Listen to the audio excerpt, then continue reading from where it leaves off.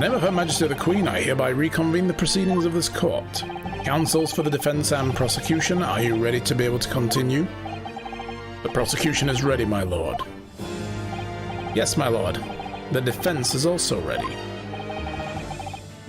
As the court is aware, the case under our scrutiny began with a damaging incitement at the Great Exhibition. This final chapter is like Final Fantasy, yes, or the never-ending story. You know, just never ends. Yet we now find ourselves embroiled in the details of a convicted felon who was sent to the gallows a decade ago. This trial has certainly defied all expectation, as seems to be the fate of all trials in which this Nipponese is involved, my lord. So then, let us begin our exploration of the defence's assertions that the waxwork was cardinally involved in this matter. Lord Van Zykes, my lord, are we still awaiting the arrival of Madame Tusspells? Not at all. She's in the antechamber as we speak and ready to be summoned. The never-ending story actually had an ending. True, yes. Flagrant false advertising. We need Lionel Hutz to pursue that, I think. Hey, Big Puppy Man Destroyer, what's up? How are you today? Come on in, dude. Happy to see you. How's life treating you? Very well, bring in the witness. At once, my lord. Bailiff, show Madame Tusspells to the stand. Things are about to become a lot more intense. If Mr. Drebber is responsible, and I'm sure he is, it means he must have had an accomplice in Dr. Scythe. And what connects the pair of them is the waxwork. Yes, the model of the Professor. That is the key to the link between these otherwise unrelated individuals. It's a tenuous link, admittedly, but at present, it's all we have to go on.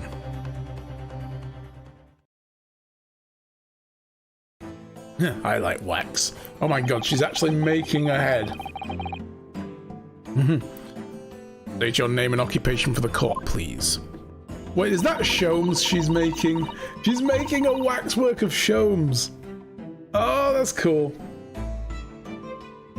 My name is Madame Esmeralda Tusspells. I am a waxwork artisan and the proprietress of Madame Tusspells' Museum of Waxworks. Will she give you a head? I don't know. I don't want that one anyway. That's Sholmes. He's daft. No, thank you. You will have to pardon me for working as I testify. My new exhibit must open very soon. Yeah, he recognizes it. Oh, so he's finally getting a statue, does he? Now there are two of them in the world. This is how the world ends. Oh my, what expression is she carving into that face? A number of days ago, a particular waxwork model was stolen from your museum. Can you confirm this? Oui, that is true. At first, we believed it had been kidnapped. A waxwork model kidnapped? Yes, my lord. There was a demand for ransom money left behind by the culprit. However, according to what I have just been told outside the courtroom, that was not the true reason. I understand it was utilized as a substitute for the body of a murder victim. At present, that is no more than conjecture proposed by the defense. This is the victim in the case in question, Mr. Odie Asman. But of course, I know him well. He's part of my odious personages exhibit. I detest to say what is evident, but Mr. Asman does not resemble the Professor at all. Yes, but perhaps their faces are very similar. Are you suggesting that we should see now the demasked visage of the Professor? I have here the key, but it is strictly forbidden to open the lock. This is absurd. Hold on.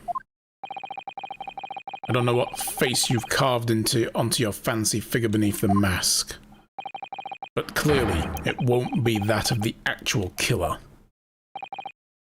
Indeed. The man's identity was never made public after all. The trial took place in a closed court. The proceedings were strictly confidential. The condemned man was summarily executed. His identity remains a closely guarded national secret. There is no possible way that a repository of tawdry exhibits could get its hand on that information. Nope, not even trying that word. It would seem you are unaware of the Tespel principles. What principles? Yeah, so this is a thing, right? Because she's basically like the granddaughter of Madame Tussaud in the real world, so to speak. Except it was the Tespel family in this mythos, but in the real world, the Tussauds were around during the French Revolution, and she would make the death masks of the different people who were beheaded at the guillotine during the Revolution. So she would actually get her hands on the severed heads while they were still fresh and make a mold for the waxwork model and then create the model faces to be preserved for posterity. That is pretty cool. Yeah, it's really, really neat. So there are principles, like I think she's going to tell us now something along the lines of, even though I can't physically show the face, the person under that mask is what he looks like. It's just I have to put a mask on it for the sake of authenticity and to appease the government and so on. But that doesn't mean to say that she could have just had a blank face. She wouldn't need to put a face under there if she was only ever going to show the mask. But that wouldn't be very principled, would it? So I think that's where we're going with this. So what principle? The family Tespel has always prided ourselves on sculpting its models à la perfection. Every detail, including the visage, is fashioned with complete fidelity. Voila, our principles. There is a well-known legend about the Tespel waxworks from the time of the French Revolution. No, you don't need to tell them, Susato. I've already told them. It's cool. Chill, girl. Chill. Save yourself. A member of the Tespel's family is said to have made a waxwork of the Queen who was executed.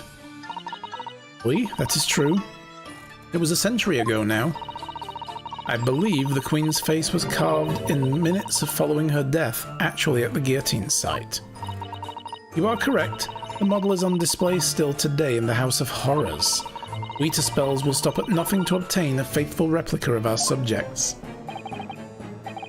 Wolf knows too much. We need to silence him. No, I just play too many games. I didn't know that from, like, reading books. I knew that from playing Assassin's Creed Unity. Because you actually have a side quest to help Madame Tussaud, as she's like trying to get her hands on severed heads that she can use them for the waxwork models. It's like, oh, this is a thing, and then you read the encyclopedia article in the game, which is based on real history in some respects. And yeah, it's all there. You know it from AC2. A witch, burn her! No, witches are good! We don't burn witches on this channel. Dear me, what a somewhat disturbing tenacity of purpose. It's the only way to obtain a truly lifelike representation of the subject. And it has been my family's secret for generations. You mean to say that beneath that mask, the true visage of the killer is there? This is ludicrous. It is out of the question. Burner chocolate chip cookie house. Well, maybe we can do that. Well, I'd rather eat it, to be honest, but anyway. Well, now no one can tell me that games don't educate. Exactly. You know, when people are like, oh, you're wasting your time with video games, or just learn something for a change, I just think to myself, go fuck yourself. Play a game, you know, and then you'll know. Like, seriously, the too many people who, like, have nothing to do with games at all, make so many assumptions about them, and you're just like, you don't know what you're talking about. You have no idea. Yeah, there are some mindless games out there. They're fine too. They're fun. But there are some games out there that do have actual value, you know, not just in education, but in literal culture, literature, you know, that kind of stuff. Yeah, some of them can have really compelling stories that make you think. So yeah, you know, there's a lot about games. You can't burn witches, they're already hot. Is the murderer Jack the Ripper? In this one, well, there is a Jack the Ripper scene in her museum, so they must have done a Jack the Ripper type thing. Although he wasn't called Jack the Ripper, he was called something else similar, but I can't remember what it was now. You know, like John the Terror or something. I don't know. But yeah, this is about some guy called the Professor, which I think is meant to be a hint at Moriarty, but it's also mixed up in the Baskerville stuff. Because this guy used to hunt his like victims and hunt them down to kill them with a gigantic hound, and he had like a bloody dog collar around it. And we have that. I've had that bloody dog collar from a previous case. We know about the Baskerville case. This is all coming back around to that. Jack the Creeper, yeah. Probably. As a teen, I loved to play Where is the World in Carmen, San Diego. I loved that game. Do you know it? Yes! I've heard of them, but I never played it. That's one of the ones I never got around to playing. But they are very good. I used to love a lot of games like that. Jack the Creeper sounds like someone on Minecraft put a creeper in a hole and called him Jack. Yeah. That too, you know, just fence off a creeper. This is Jack now, my pet creeper. Nothing wrong with that. The Professor spread terror throughout Great Britain. As a result, the Madame Tussauds special exhibit remains extremely popular even today. The killer emerging from his own grave? It's a sight to behold. You should come.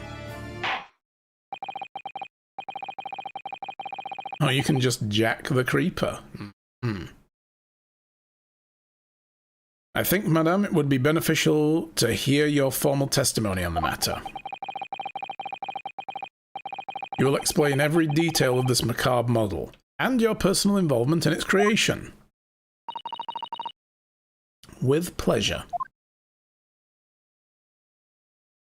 You got clues like a city or even currency and had a few options of where to fly to. It was great. I love games like that as well. They're so good. I mean, back in those days as well, they were very simply made, but really good games. Absolutely. The special exhibit in the House of Horrors is based on a rumour that shocked society in London. An impression of the visage was taken directly from the corpse in accordance with Tuspel family principles. I enlisted the aid of the gravedigger and crafted a mould for the head at the cemetery just before the interment. I hid myself until he gave me a signal. It was there for a very long time that night. As dawn approached, I was very worried that I could be discovered.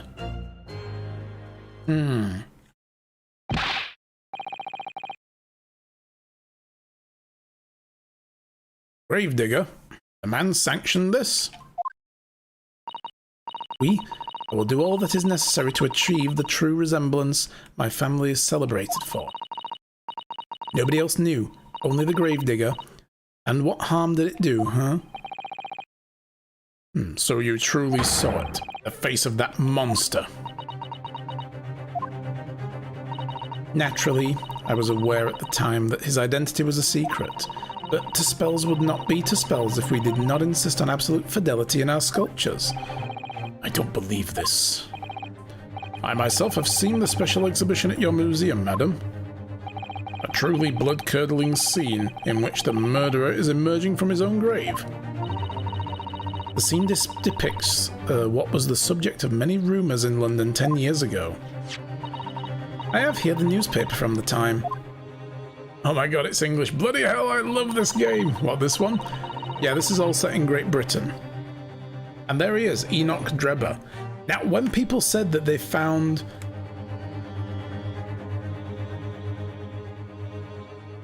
Oh my god, hang on. When people... Yeah, let me finish this. When people said they found the look of his monocle, like maybe was familiar, there it is. It's on the picture that was drawn. But... direct your attention. Isn't that the guy? Yeah, the guy with the lantern is Enoch Drebber, the guy who built the machine. And he went to the cemetery, it seems, to dig up the corpse and take a picture of it, because he wanted to see what his face looked like as well, is what we've figured out along the way by piecing bits of information together. Look here, though. O. Asman drew this picture. That's the victim. That's the guy who died. Odie Asman. Supposedly a criminal, you know, with a lot of financial backing. He was the boss of a large criminal organization. He was also a financier. He financed Harebrain's experiment, and he was the one who approached Enoch Drebber to build the device. And Odie Asman drew the scene. But there's a signature there as well. I told you this would become useful. That's his signature. It's the same guy. This is the contract between Enoch Drebber and Odie Asman. Same guy. Yo! The victim is behind all of this. Well, we don't know that for sure. We don't know what this is. I mean, this is a picture that would have been drawn by an artist commissioned by the newspaper, right? And then he signed it. So this is a sketch. Because it's a dramatization. So interesting. Asman actually drew this picture. Maybe that's why Enoch Drebber, like, cozied up to him. Bloody hell, the victim stole my crumpets. Arrest him! That's it. He spilled his tea! To the tower with him. The special exhibit was based upon the picture in this article. It was the most detailed account of what happened as reported by the eyewitness who saw it. 10-year-old article entered to the court record. Nice. We have it. Man rises from the grave. It's too absurd for words. The public enjoy absurdity, monsieur. That is why I have reproduced the scene as carefully as possible within my museum. And it's a waxwork from that exhibit that was stolen some days before the incident at the Great Exhibition, wasn't it? The victim stole my knife with his kidney. Oh no! Yeah, that is correct. The professor you see before you here. Most puzzling. Counsel for the defense, proceed with the cross-examination. This waxwork links Drebber to Dr. Scythe, and there is some reason for that which hasn't yet come to light. But I'll find it. I'll get to the bottom of what really happened. I'll prove that Dr. Scythe and Dr. Drebber were in on this crime together. What if Dr. Scythe, well, she obviously was the coroner who had to pronounce the death certificate, and then there's rumors floating around that this guy rose from the grave, you know, floating around by Enoch Drebber. What if they got together over that? Like, she sought him out to see if he was really genuine on this, because her professional reputation would be on the line. Like, what, you can't even pronounce a dead body? Huh. Terrible. Are you the defender or the person trying to convince? We are the defense, yeah. We're the defense lawyer. So, just to recap for people that missed the beginning of this trial, what's happened is this. This man here, Odie Asman, he was killed. And this guy, Albert Harebrain, is accused of his murder. He created a machine that was like a teleportation machine, and he was showing it off at an exhibition. Odie Asman was the guy who financed it, but he was also a criminal who had recently been on trial and acquitted after he bribed jurors. It was all very, you know, shady and shit. But he was out, he was free, and he was the one who also stepped into the machine to be the test case, you know, to be the guinea pig, and be teleported from the machine, where it was on a stage, across to a platform over on where this crystal tower was that had been built in Hyde Park as part of this big exhibition. So, yeah, basically, this guy supposedly crashed into the crystal tower and died, and everybody says Albert Harebrain did this intentionally because he was also stabbed by a screwdriver that belonged to Albert Harebrain before he was teleported. And we've already gone through all the different arguments. I'm not going to recap everything about what really happened, how we got to what really happened. But this was the photo taken on the crystal tower with the stab wound. He's dead. He also has a broken neck from the, like, impact. And the tale of events that we have is that there was a bang here, this machine tilted upwards and teleported him up there, and he fell into the crystal tower, crunch, and died. But before that happened, oh, my glasses off then. The doctor, Harebrain, stabbed Odie Asman. That's what the prosecution is saying. So, yeah, I don't think he would hurt a fly. No, he doesn't look like the type, does he? But anyway, that's what the prosecution has been trying to prosecute. But we know there was a balloon up here, which we've now proven was there, and we know that it was destroyed by a flaming crossbow bolt that was fired when the smoke went off, like all the steam came out of the machine, whoosh, and this crossbow bolt blew up the balloon. Inside that balloon was a bird cage like this. This is what Odie Asman was inside. This cage was going to be teleported across to the stage, right? But instead, one of these was in the balloon, and we're now trying to prove that the waxwork model that was recently taken from Madame Tuspel's exhibition was actually inside here as a body double, just to give the impression that there's a body in there. And that was inside the balloon above the stage. As for what happened to Odie Asman, who climbed into an identical birdcage, this particular one we have as evidence, to be precise, because this is the one that's damaged on the underside, and everybody says that the one that crashed into the tower landed head first, hence the broken neck. But there's no damage to the top, so we know that this wasn't the cage that did it. We've already proven that. But what happened to the Odie Asman that was in here? This is a photo taken by a tourist who was flying in another hot air balloon that was hovering over the stage. So where did this guy go? Well, he went down a trapdoor. Because now that the machine has been blown up by Enoch Drebber, he had booby-trapped it so that it would explode on a timer. Just after we caught him, actually, this thing blew up. The hatch door is open. So we've supposed as well now that Enoch Drebber rigged this so that Odie Asman would fall down into the chamber below, and that would probably kill him, and if not, he would have stabbed him to finish him off with the screwdriver. So he was in there waiting. So that's what we're doing, but we're trying to figure out why this particular waxwork model was used, the one of the professor, and we know that Enoch Drebber is the guy who came to dig the body up and saw the guy rise from the grave. And we've proposed that the coroner, who's on this case, Dr. Seif, she was also the coroner who pronounced the professor dead after his execution 10 years ago, just after she probably joined, because she's been working for about 10 years in this whole situation. So she's working with Drebber. That's what we're trying to prove right now, that she's working with Drebber, that she wanted to get her hands on this waxwork model because of what we've just heard. Esmeralda Tuspels tells us that the guy under the mask, that's what the guy really looks like. Nobody else knows, apart from the people who were in the closed trial, and a handful of government officials know who this guy really was. Because it was like a big scandal. He was hunting down nobility and killing them. So he also killed Baruch Van Zykes, the prosecution's brother. So he would love to know who this guy really was as well. But for some reason, we don't know why these two wanted to know who he really was, but we've pieced it together that Enoch Drebber's motivation was to steal that model and break open the mask somehow. Maybe he was hoping the fall would break the mask open. I don't know. But anyway, he wanted to know what the guy looked like.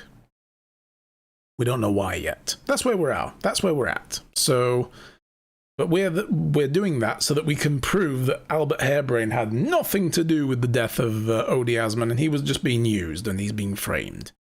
So that's where we're going. All clear? Good. Let's move on. So I'll prove that Dr. Seif and Dr. Drebber were in on this crime together. So we're going to cross-examine her now and find out what the hell he was doing. Whew. Yeah. All right. These games are complicated. They have such convoluted story arcs. It's great. Breathe! Alright. So the special exhibit is based on rumours that shock society in London. And that rumour would be a 10-year-old tale now, but no one that One that no Londoner would ever forget. Ah, right. I know just what you're talking about, I think.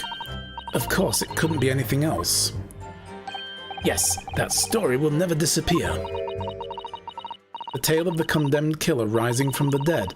That is the central attraction of my House of Horrors. The rumour was whispered all over the city, and it was like this. This is the scene in the Waxwork Museum. It was at Lowgate Cemetery behind the prison in the dead of night after the execution of the killer. The interred professor slid back the stone slab covering his tomb and emerged from his grave. A young man who witnessed this felt a scream welling up inside him, but an instant later he heard an ear-splitting gunshot from over his shoulder. We haven't heard this. The bullet struck the emerging corpse and he fell motionless once more. The scream finally found its way from the mouth of the young witness, who turned and ran for his life. So somebody shot the professor as he was coming back out of the grave? What? A corpse climbed out of his own grave? And then somebody shot him? Who was it? Nobody knows, even today. But remember, it was just a rumour, perhaps nothing more than a ghost story. The good people of London, they love stories like this. That is why it was in every newspaper across the capital. First of all, what? And then what? Yeah, what? But it was just a story. I mean, this is exactly the scene that can be seen today at the museum, isn't it?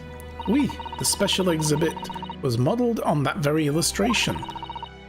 For a while afterwards, the contents of the article were reproduced in every newspaper imaginable.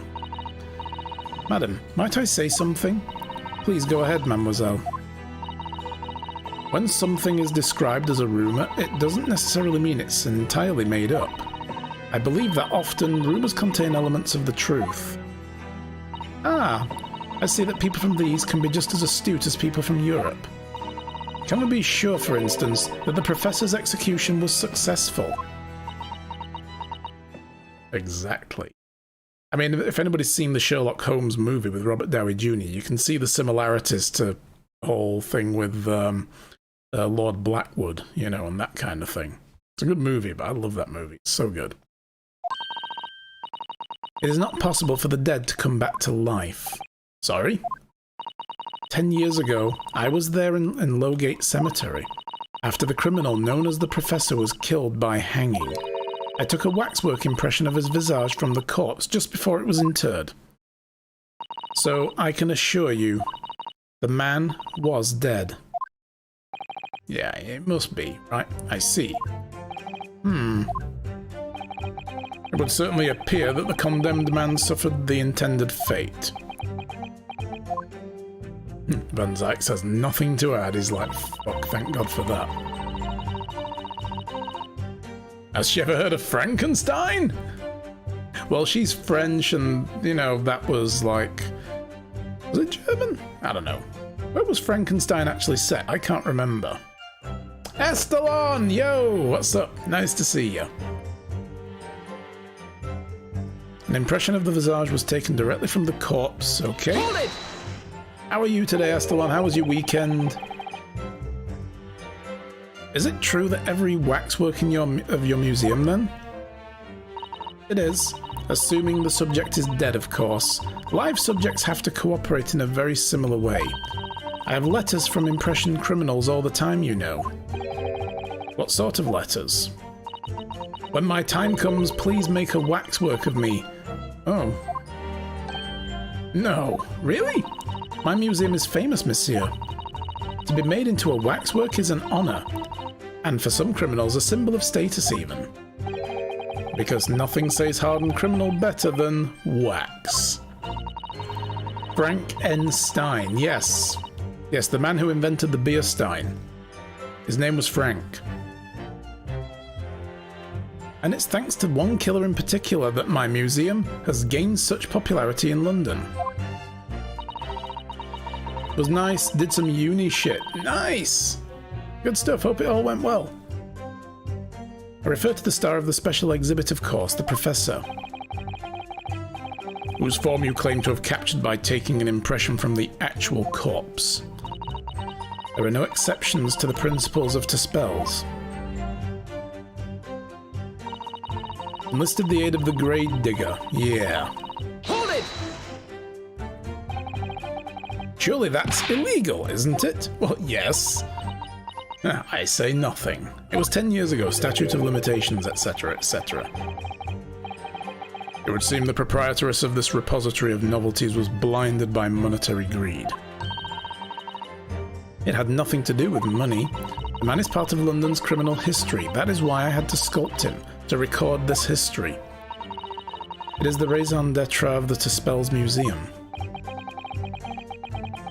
Also binged through a Space Engineers series. Oh, nice, like 30 hours. Took you a couple of days. Good stuff.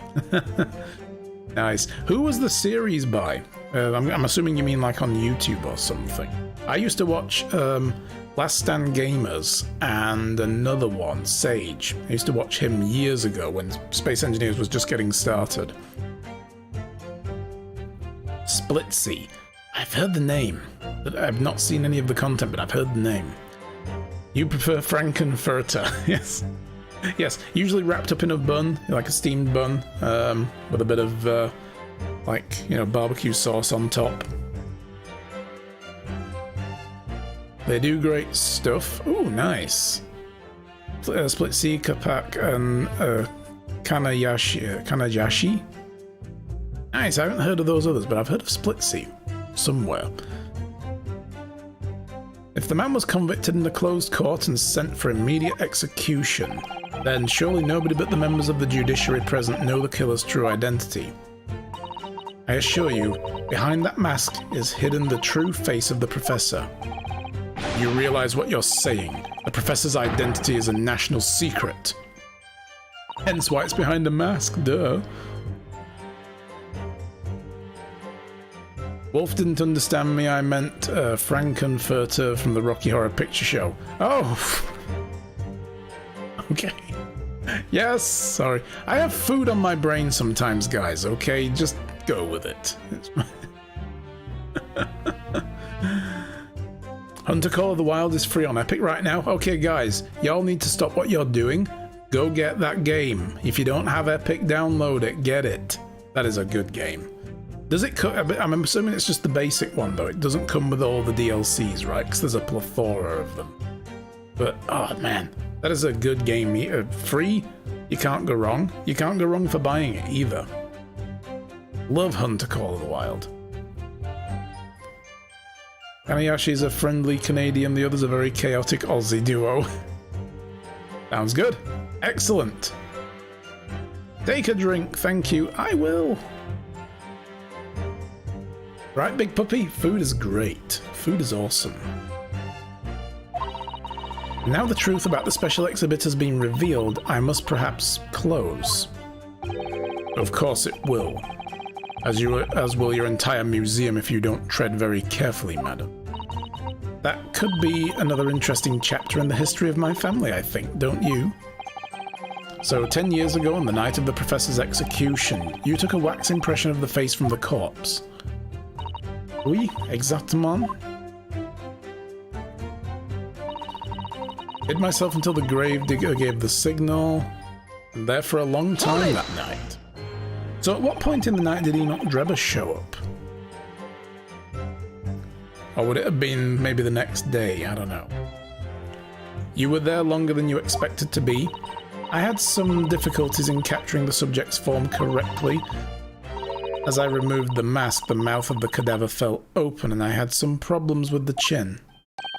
Dare I ask? The man had been dead for a short while already, you see. His muscles were relaxing and consequently his chin would not align itself correctly. Oh, disgusting. Maybe Drebber was there before she was. Possibly, yes.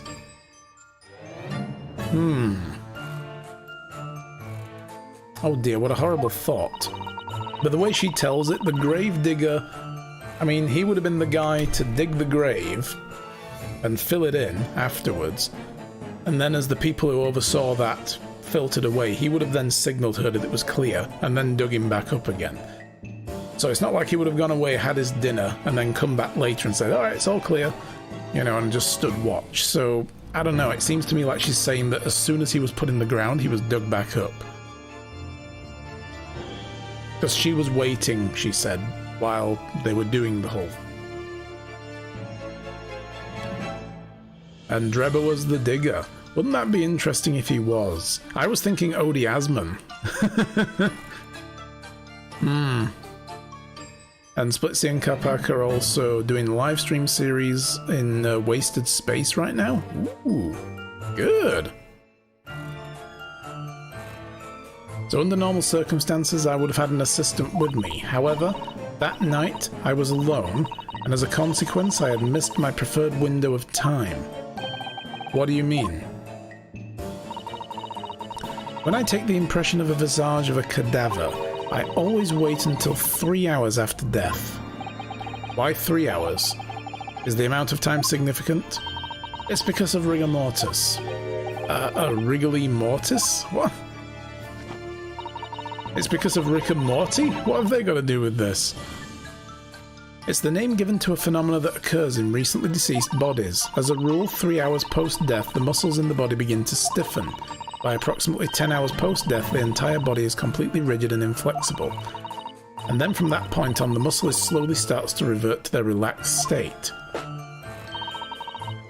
The effect is often used to estimate the time of death when the body is discovered. Well, that was an education, if a slightly scary one. If she's making a face of Sholmes as Sholmes dead, maybe he was never alive. Maybe we're just seeing him. He's not really there. He's not real. But, no. She does make faces of living people as well. So wait, she said she missed her time window. So if she missed it, wouldn't it be way after rigor mortis and then the jaw wouldn't have fallen slack? As the Mademoiselle says, rigor mortis commences 3 hours after death, and it starts in the jaw. I see, so that's why you had to wait. Before that time, the mouth falls open and it's very difficult to do my work. It's getting hard for me to do my work with all this talk of corpses. It relaxes after 10 hours. Oh, really? Oh, okay. Okay. I bet Naruhodo killed Sholmes after the train thing. Yes. It's like, you realize how much I had to pay in fines because of your bullshit? I wonder what about that information the courts just heard from Madison Spells. It's significant. The information about rigor mortis that you shared with us, would you mind including it in your formal testimony? I believe it could be significant, you see. Of course. I do not mind at all. I can't help feeling that after this latest topic, the atmosphere in the courtroom has become extremely grave. Double drum snare there, well done. Ooh. Just get Albert to make a time machine, yes! We can go back. Maybe that's what we do. Maybe he makes the time machine, goes back in time and kills the professor when he emerges from his grave, having faked his death. This is no time for jokes, Miss Susato. Madam, kindly amend your testimony as discussed. Whoa, yeah, right? Like, now we know we can go back and prevent it from happening. Maybe, oh god, maybe he invents it, the time machine, and Baron Van Zykes goes back and kills him. Like, fuck you. Yes. Killed my brother. Prepare to die. Right, so he's added that. Took a very long time because it was before the onset of rigor mortis. We solved it! Exactly. As dawn approached, we were worried we'd be... No, I freaking skipped through. Damn it. I need to press that other statement. That's all I have to go on. What's your feeling, Mr. Naruhodo? For some reason, Dr. Scythe went along with Dr. Drebber's plan. If that's really true, then the Professor is the only thing we know of that links the pair of them. I feel sure that that waxwork must be a clue to this mystery somehow. In that case, we must use the cross-examination to uncover what it means, otherwise the jurors are sure to revert their leanings and the trial will be over. I agree, but interestingly, uncovering what the Professor has to do with all of this means more to Lord Van Zykes than anyone. That's the impression I'm getting anyway. Yes, so do I. After all, he has a profound connection to the Professor as well. Alright. Hold it! Go through this. The rigor mortis being the phenomena you described whereby the corpse becomes stiff after death? I think you said it starts in the jaw about 3 hours post-death, is that right? Oui. Of course, the exact duration depends a little on the season. I didn't realize a waxwork artisan would be so well versed in the subject. No. That is only elementary knowledge in the field of legal medicine. Well, I had no idea about it, but maybe I won't admit to my ignorance about forensic science. I could ask my father to give you a very simple primer if you'd like. No, he's back in Japan. I think corpses should be your domain. I'm not good with them. Oh dear, I'll do my very best. Yes, any corpses in future we send to Susato. As dawn approached, I was very worried I could be discovered. Hold it! So you say Dawn was approaching. Who is Dawn, and what does she have to do with this? A defender that has time machine to stop things from happening would be really bad at his job because he'd lose all his clients through time warp. Yes. That's it. It's like once you stop the bad thing from happening, it never happened, and therefore nobody needs to hire you to go back in time to stop it. It's a paradox. Just execute everyone that is a suspect today, you did it. Perfect. I'm all for this. So what time of day was that then, approximately? Well, I could not say. When I left the cemetery with my utensils and wax, the morning light was becoming visible. The execution took place on the 17th of June, which had the earliest sunrise of that year. Like 5 AM-ish, something. Indeed it did. First light would have been around 4:40 in the morning. That really is early. The fact is I had very little time, so I finished my work in half an hour. It was necessary to complete the impression and bury the body before daybreak, of course. If someone had discovered me there, it would have been a catastrophe, so I had to hurry. Is it me, or does Mr. Sholmes seem to be taking shape more quickly now too? You certainly appear to go to extraordinary lengths for your work, madam. I wonder, is what she said particularly significant?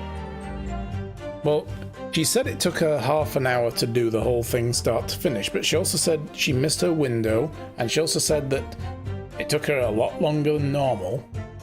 I mean, it seemed like it took long at all. Alright, let's say it's significant. This is going to change part of her testimony. Madame, those details about how long it took you to complete the sculpture to the early sunrise, could you include them in your testimony? They may be significant. Of course, if you would like me to. You're quite right, Mr. Naruhodo, this is intriguing. A sunrise at 4 in the morning would be absolutely unimaginable at home, wouldn't it? That's not quite what I mean by significant. Kindly amend your formal testimony then, madam. With pleasure, my lord.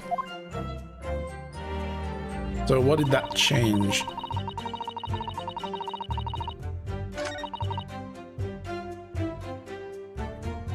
So that did both of them.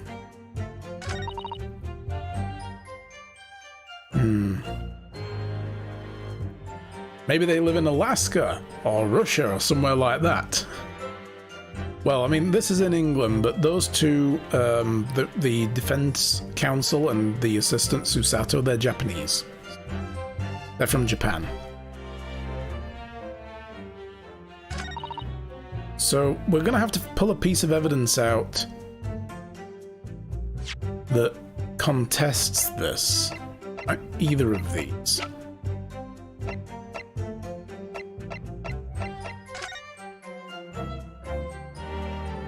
You don't know when the guy was buried.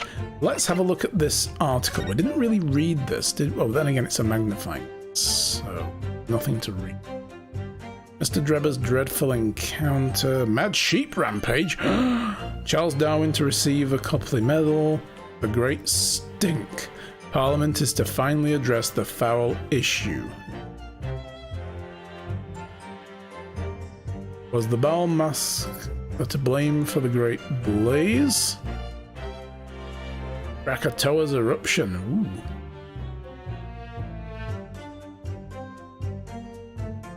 But there's no indication of timing. Not the sheep! I know, right?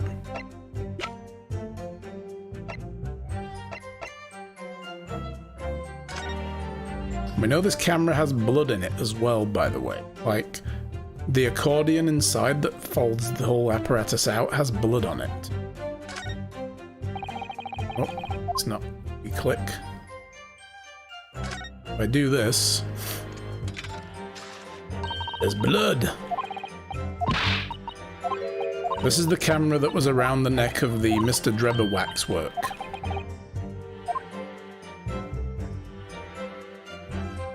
And of course, there was no photographic plate in the back, so we don't know what photograph was ever taken with this camera or why there's blood on it.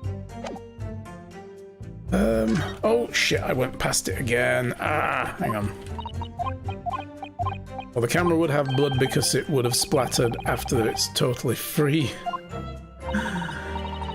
Oh, wait, no, hang on. That I just read the last of my messages. It popped up. Splatter after the person shot the body. That's true, yes. That's a good point there. Now that we know about that, the gunshot. Drebber was there, and the gunshot happened, and then there would be blood on the camera. Good shout there. Alright. So it's either... It takes a very long time before the onset of rigor mortis. And then hurried to finish the work. I mean, ultimately, we could say that she waited a while for rigor mortis to set in because the jaw was hanging slack. And then she had to hurry to finish her work later. He was executed at midnight. Yeah, and she only used half an hour, exactly.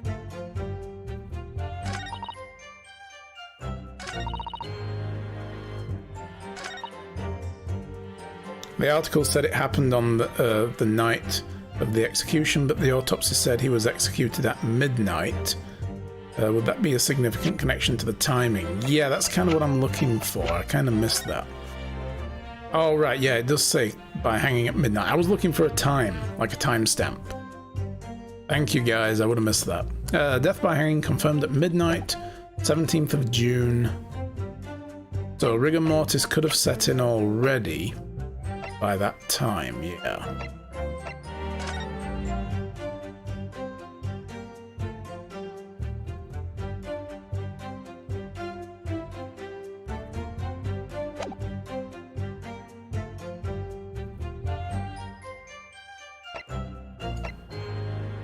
So, actually, yeah, this is the night of his execution. So were they around for Drebber showing up?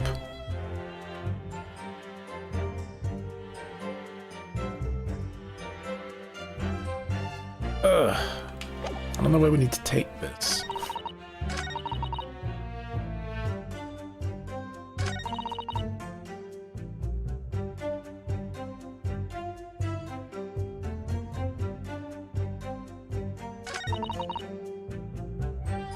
I don't know what we need to like. Kind of lost the plot a little bit.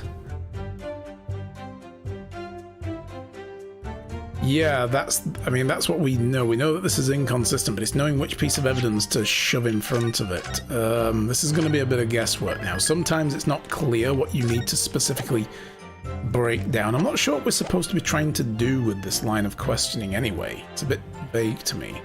But it took a very long time because it was before the onset of rigor mortis. These are the two statements we got her to change. We didn't press this though, did we? Let's go through this. I don't think we pressed this new statement yet. Did you have a reason to believe you might be discovered once the sun came up or something? I had paid the gravedigger money to keep my little secret, of course. But with the morning light, I knew that the warden from the prison would commence his patrol of the area. Couldn't you just have paid off the warden too, then? I had already paid the gravedigger, and as I said, you cannot buy the silence of everybody. Or the secret is no longer a secret, The sunrise was at 4:40 AM that day, which means that it would have been around 4 when you began your sculpting work. That must be correct. That would have been when the gravedigger gave me the signal to come out of hiding. Yeah, so you're right then. Okay, that's clarified it a little bit more. At that point, if he was executed at midnight, rigor mortis should have set in. Click all the buttons, exactly. So rigor mortis should have set in and the jaw wouldn't have hung slack. Unless the guy had been killed again. That's the thing, right? So the fact that he rose from the grave could have actually happened. The guy was in the ground for a while. But why would the gravedigger have waited till 4 to give her the signal?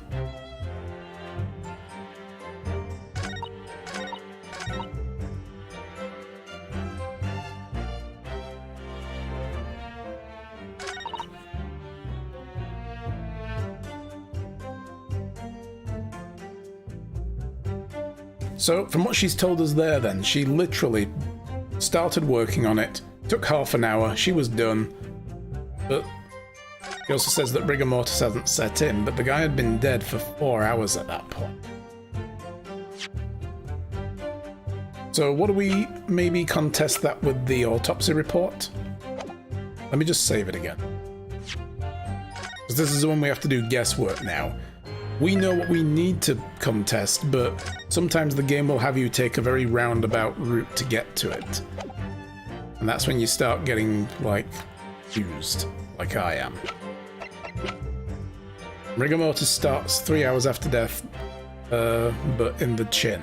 Yeah, I mean, through the jaw, chin area, so those muscles should have been the first to tighten up, so when she took the mask off, should have been fine, right?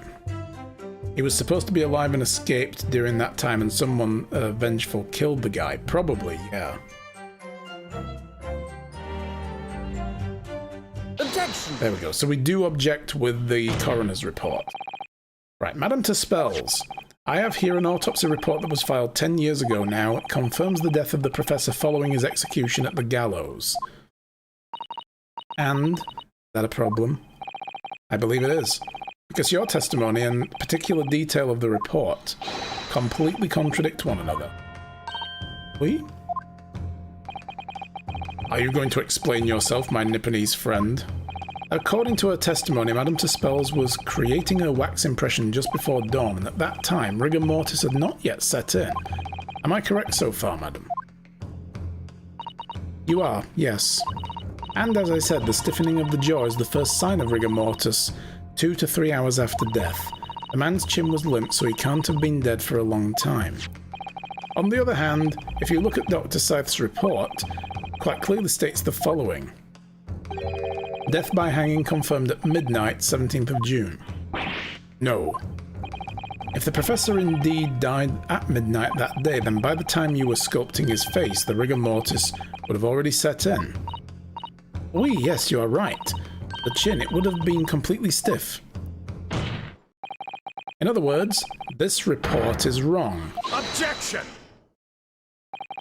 No coroner makes mistakes when recording the time of death. The very idea is absurd. In that case, there's only one possible conclusion. The execution didn't actually take place at the stated time. Impossible!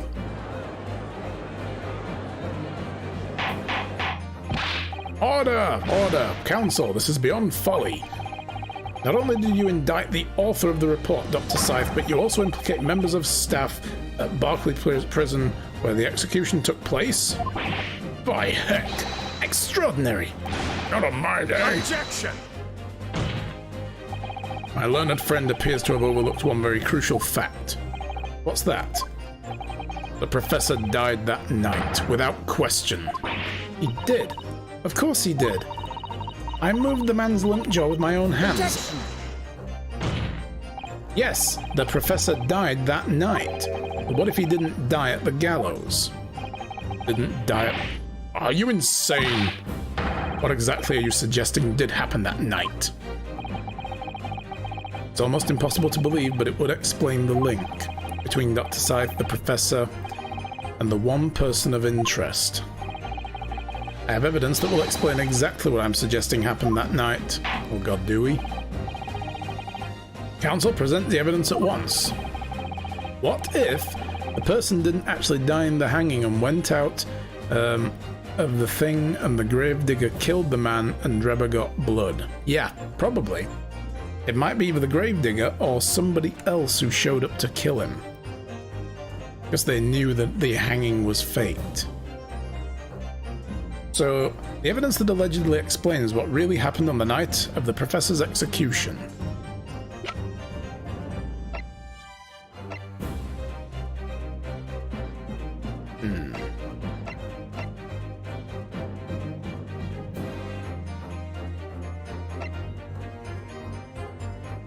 I'm gonna look at this again.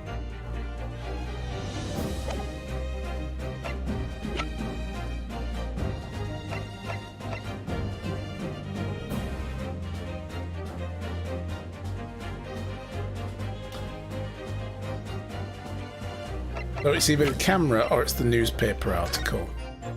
You could say that this definitely happened.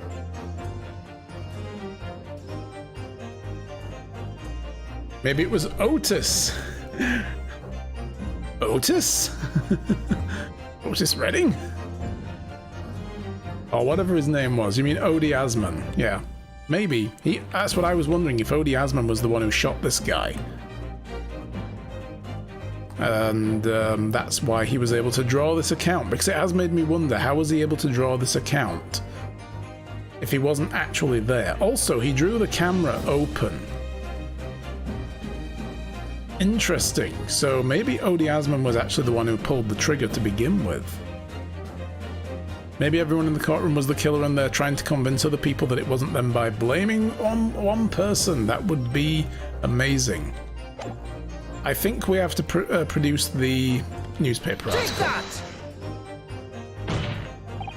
What happened that night is written very plainly in the newspaper article. It was written in the news, it must be real. Executed criminal returns in the dead of night at local cemetery. You're suggesting it was a corpse coming back from the dead now? Well, if the article is to be believed, yes. The professor, assumed dead following his execution, emerged from his grave and was killed again. Objection! For real this time. Him killing the professor makes sense, probably, yeah. Don't be a fool, that's simply a rumor published by the gutter press. Can you be certain of that? Are you serious? The point is, the article says there was a witness to what happened. My word, yes indeed. The young man who stole into the cemetery by chance that night? Objection! Of course there was a witness, the story didn't write itself, but obviously the man made it all up. And in any case, this was 10 years ago now. There would surely be no hope of finding him. Well, guess what? He's in the courtroom today. On the contrary, my lord. We all know the witness well. What? Are you suggesting, counsel, you've identified the person in question? Yes, it's written in the newspaper article. That you know who claims to have seen these utterly incredible events take place? Yes, my lord. In fact, you could say that he's right here before my very eyes. You will substantiate your latest claim now then, counsel. Who is the alleged witness of the staggering scene from the cemetery 10 years ago? Enoch Drebber. Take that! The man in question is Mr. Enoch Drebber. Drebber? The previous witness? The special exhibit in the House of Horrors at Madame Tuspel's Museum of Waxwork recreates that decade-old scene in great detail, including the fact that it's Drebber there. The condemned criminal emerges from the grave, and beside the tomb, a young man with a lantern stumbling upon the terrifying sight. And that young man is a 10-year younger Mr. Enoch Drebber.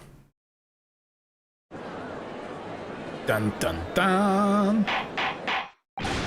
Order! Order! Surely not, Council. Drebber was there, in Lowgate Cemetery. What's all this talk about Mr. Drebber?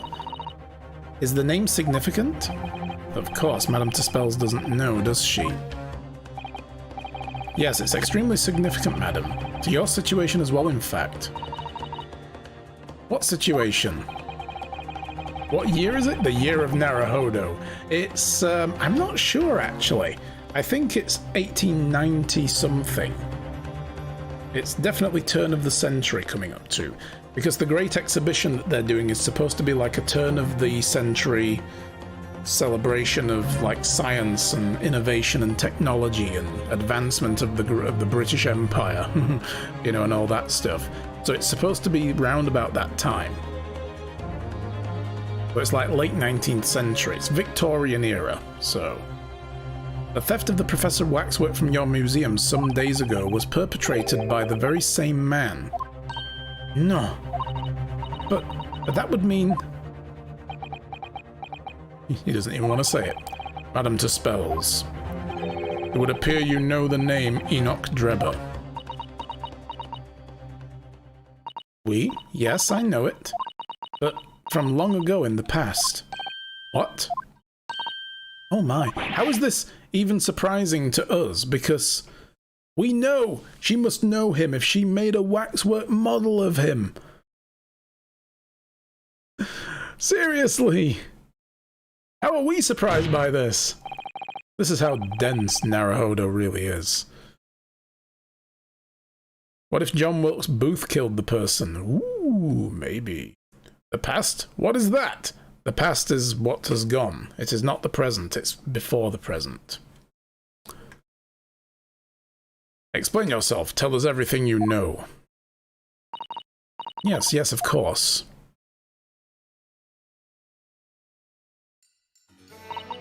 The story of the young man and the terrible sight he witnessed in the cemetery 10 years ago was published in every single newspaper in London and throughout Great Britain. Presents like gifts and stuff? Sure. Have you not seen Kung Fu Panda? Didn't you know what Master Oogway said? You know? About, you know, how the past is history, tomorrow is a mystery, but today is a gift. That is why it's called the present. I love that line from that movie. That's so good. That's so nice. It's a feel-good moment. I love it. He said that too. There are no accidents. And the fact that he said it was no accident either. It is a great line, isn't it? That is so nice. It's like, yeah, it's in a kid's, you know, animated movie, but that's a line you can carry with you through life, you know, and just say, ah, you know what, that's some real wisdom there, I like that. However, in all of the articles, the witness was simply described as a certain young man. No details were published about his identity, his name was never revealed. That is, apart from in one newspaper.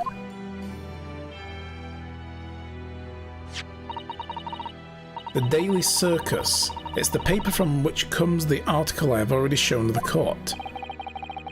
You're saying that his full name was only publicised in that article? Goodness me, yes, here it is. The university student who experienced this shocking event is Mr. Enoch Drebber, a disciple of science at University of London and a resident of its student dorms. Unbelievable. When I read the article, I went to meet with the man. His discovery of the condemned criminal coming back to life in the cemetery in the dead of night would make a perfect exhibit for my House of Horrors, whether it was the truth or not. I see. So you went to meet Mr. Drebber in order to sculpt a waxwork of the man, did you? Exactement. He was studying science at the University of London in those days. He was just a poor student. I paid him £5 to model for the waxwork, and since that time, it has been in my museum to recreate the scene of the terror from the cemetery. Now, so yeah, they told people where he lives as well, so I bet he didn't get harassed every day of his life after this.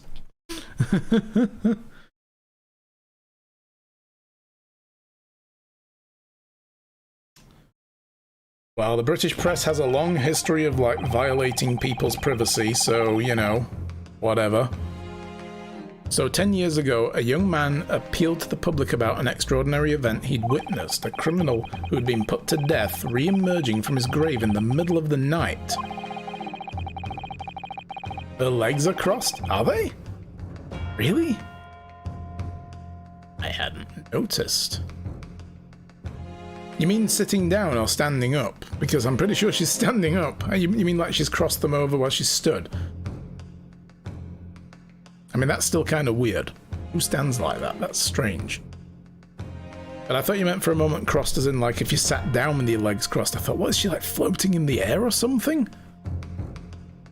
But the public treated this claim as nothing more than an amusing anecdote that was soon forgotten. She might be leaning on the stand. Probably, yeah. Then that would make sense, because otherwise that's not very stable. 10 years later, the same man steals a waxwork model of the executed criminal, ostensibly to use as a body double for the victim of the case we're discussing here today, even though the waxwork's build is a poor match for the victim and its face is obscured by a mask.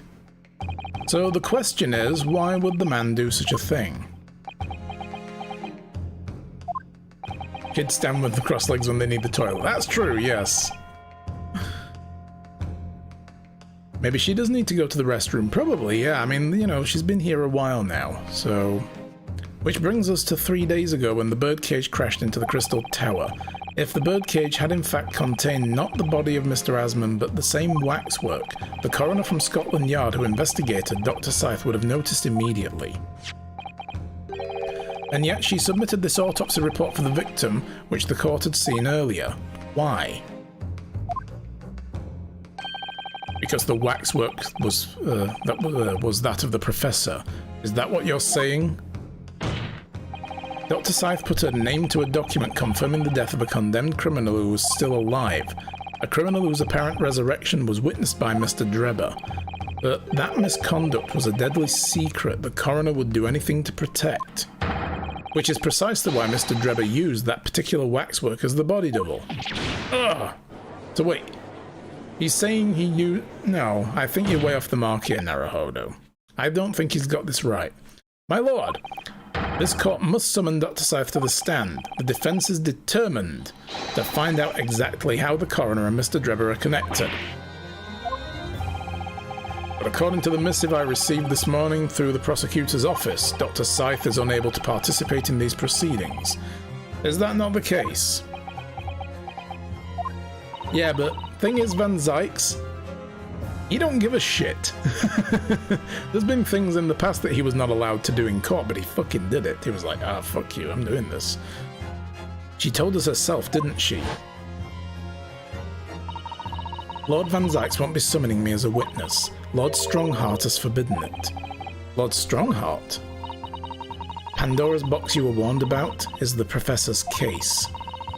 But please don't make the mistake of thinking you'll get any information out of me.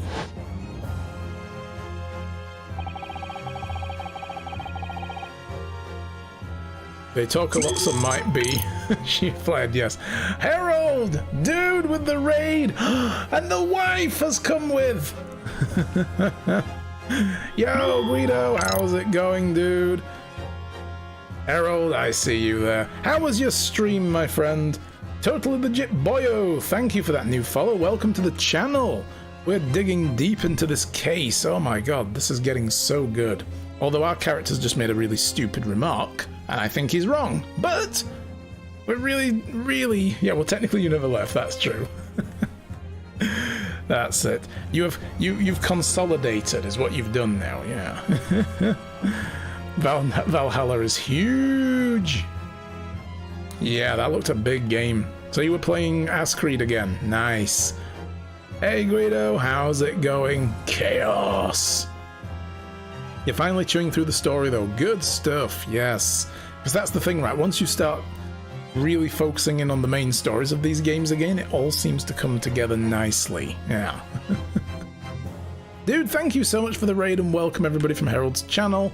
I'm Iron Wolf. I play variety games. I play story-based games, usually stuff like this. This is a cool visual novel series called The Great Ace Attorney. It's like investigation and visual novel rolled into one, and it's really fun. And really dumb stories, which makes it so much better. There are so many side things, yes. Yeah, very true, very true. Yes, Ass Creed. That's exactly right, Urena. Scythe got rid of the Scythe get rid of the E, you get Sith. Sith are seen as evil. Yes, I see. It's been right in our face all along. Who cares about main story? Complete all the side missions, for sure. Absolutely. Monk! You're here too! Hi, dude. How's it going, Monk? How was your stream earlier on? How was that game you were trying out? Was it good? Did you have fun? Right, so, yeah, we are about to summon Dr. Scythe, whatever, to the stand. It was chill? Nice, that's what you want, chill. Colony management games are so good for that kind of stuff, you know, just chilling out. Problem is I'm level 380ish and the story is level 140. Yeah, but who cares? Overpowered is the best kind of power, that's what I say. It's enabled you to listen to Critical Role vids while playing. Excellent! Oh, that's good stuff. And that's a perfect way to finish, yes. Yeah, so, yeah, we're basically trying to put this case together. Most of what I've kind of reckoned up is maybe the truth about how things have happened, but I still don't quite understand the why yet. So we need something that happened on the night of the killer's execution 10 years ago, and surely nobody will want to get to the bottom of that more than Lord Van Zykes. Yeah, so this guy's brother was killed by this murderer called the Professor. And the guy was found eventually and executed, but apparently there's a ghost story about how he rose from the grave in front of someone only to get shot again by some mysterious stranger. And then, you know, this guy who saw this Enoch Drebber, he ran off and his hair turned white, he was scared shitless. And Van Zykes would like very much to know everything about this, because with his brother having been killed by this guy, the guy was tried in secret, well, in a closed court case. Everybody knew it was happening, but it was closed to the public, because they wanted to protect the Professor's identity, keep it a secret. So yeah, that's all hinging on whatever the connection is between Enoch Drebber now and Dr. Scythe. We don't know yet.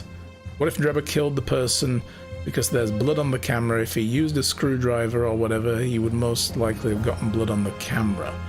Well, the thing is, the camera, I think you might be a bit confused, Big Puppy Man Destroyer. The camera is from the waxwork scene of the Professor emerging from the grave.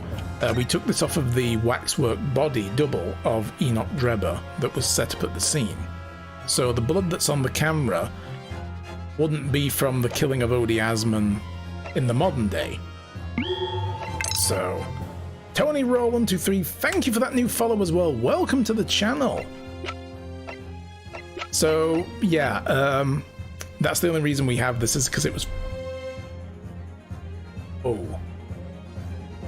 I think the snow just slid off the roof. Holy fuck, that was loud. I don't know if you guys heard that.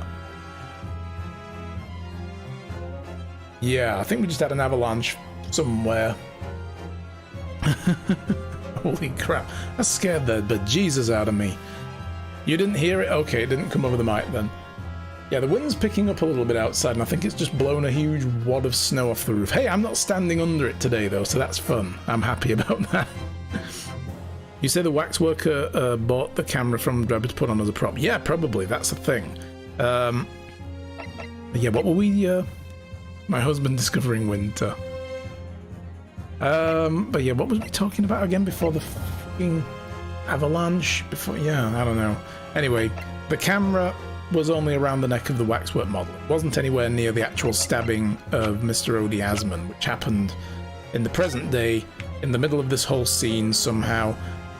But I still believe that, I mean, I don't know why Odie Asman would have died. Like, why was he killed? But what happened is this guy stepped into this supposed teleportation machine built by Enoch Drebber.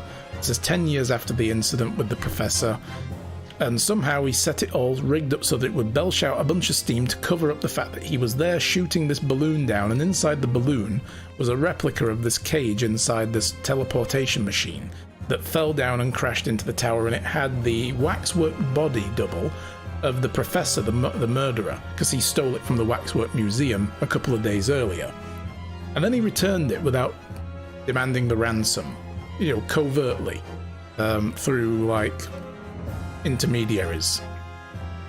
So what happened then is that Odie Asman, the financier who helped build this machine, was dropped through this hatch into the base, because it was inside this cage, and that's the damage to the case at the bottom. So he was dropped down through that hatch, and we know that for a fact, because now that the machine has been destroyed by a bomb to prevent it from being checked, we can see the hatch clearly. So I think he was then stabbed down there. He was supposed to die from the fall, and I think the stabbing happened mainly, you know, I don't understand exactly why, but maybe just because he was meant to die anyway, because he's a bad man. He was a bad dude, you know. He was a member of, well, he was the leader of an organized criminal group in London anyway. So maybe Drebber had other reasons to kill this guy. Not entirely sure why. Or maybe what I said earlier about the fact that Drebber told everybody about this whole resurrection from the dead thing, and it became basically a bit of a joke story. Odie Asman is the one who drew this, and we're believing that Odie Asman might have actually been there as well. Maybe he figured that out and decided to kill him because this maybe caused him a load of grief. You know, like, fuck you. You know, his name was kept out of everything else apart from this one paper. So maybe that's his motivation. I don't know. Like, you ruined my life. I'm not sure. Anyway, let's move on. It's getting very complicated, this story. Oh my god. The prosecution calls for the instructions in that missive to be scrapped. Oh damn, he's gonna call the coroner? Nice. But Lord Van Zykes, the missive was issued from the Lord Chief Justice's office. Objection! Fuck you. The assigned prosecutor has final say on policy in any particular trial. In other words, me. Yes. Let Enoch Drebber and Dr. Scythe both take the stand together. Oh, and yeah, she's just standing with her legs crossed, kind of. I didn't notice that. Okay.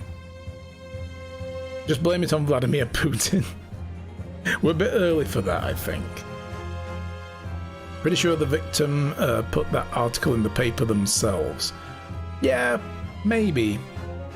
But the fact that Odie Asman was the one who drew the sketch, maybe he knew Drebber or he knew of it or whatever, and he's the one who, like, I don't know. Anyway, we'll find out. We'll keep stumbling forward. The motive is just I can't put my finger on it right now. It's just we know what may have happened, but why eludes me. Very well, I will uphold your request. Bailiff, send a subpoena with immediate effect addressed to Dr. Scythe and the forensics investigation team. The woman is compelled to attend on Her Majesty's orders. The judge looks like Santa. Oh yeah, definitely. Alright then, Enoch Drebber and Dr. Scythe. If they weren't colluding with one another, this crime could never have been committed. I'm just a stone's throw away, I can feel it. The truth behind all of this is about to come to light.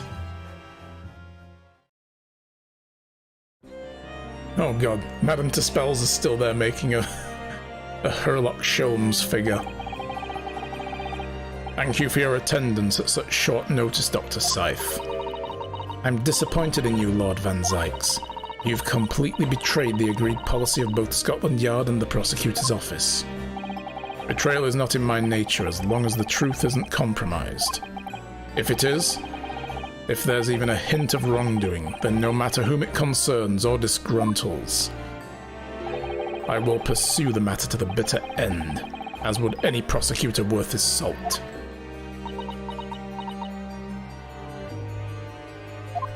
Stone's away, Dr. Stone, like science, same with Drebber. Mr. Drebber, you took the victim's life by means of a machine that you constructed in your workshop. And Dr. Scythe, as the investigating coroner, you were the first on the scene to examine the victim's body. It is the belief of the defense that you collaborated with each other and were both complicit in this crime.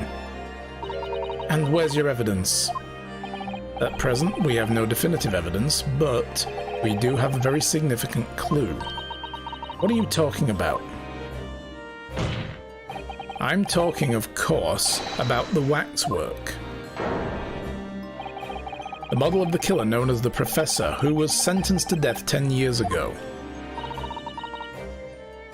You don't need to tell me. I witnessed the man's execution with my own eyes, and officially pronounced him dead. That remains to be seen. Is that so? According to newspaper reports from the time, and if it's in the paper it must be true, on the night following his execution, the killer came back to life. Don't waste my time. And the sole witness to this mysterious event was you, Mr. Drebber, wasn't it? If what you saw in the graveyard that night 10 years ago wasn't some chilling fiction, but reality, it would make you privy to a very great secret of Dr. Scythe's. A secret so profound it could compel the coroner to agree to collaborate in your evil scheme, in fact. So the idea is that he blackmailed her to cooperate? I don't know. I still don't quite fancy that idea. I think they were cooperating because they have a mutual interest. Papers back then were like the internet now. Everything is true. Just trust it. Exactly, yes. Only 55k more until I can buy an internet. Nice. Mr. Drebber, tell the court. Tell everyone the truth of what you saw that night in Lowgate Cemetery. So he was the student who saw it. You can see the resemblance actually, can't you? The man in Madame Tuspels, I mean. Minus all the cogs. Surely he's not going to claim that's really what he saw, blah blah blah. He was a research student at the University of London, wasn't he? Oh, a bit too clever for his own good, if you ask me. That's him starting up. What an interesting twist. When at the time, not one person would take me seriously. Yet now, here we are 10 years later, and suddenly my story matters, and in a court of law, too.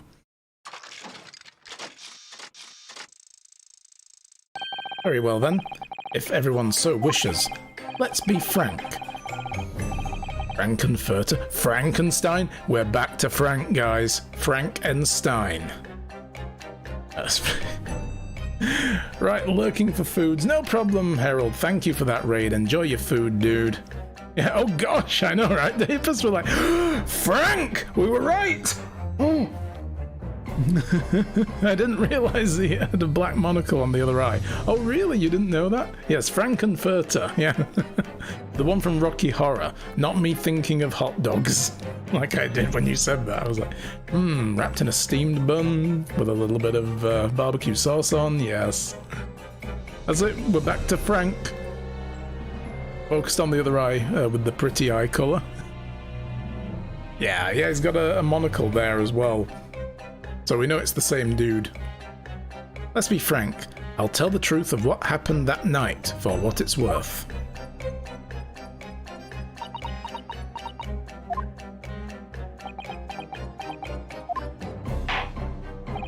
I think they just exchanged thoughts telepathically. So, Mr. Drebber, your testimony please about the events of that night 10 years ago. You will tell the court exactly what you stumbled across in Lowgate Cemetery. Yes, of course, as you wish.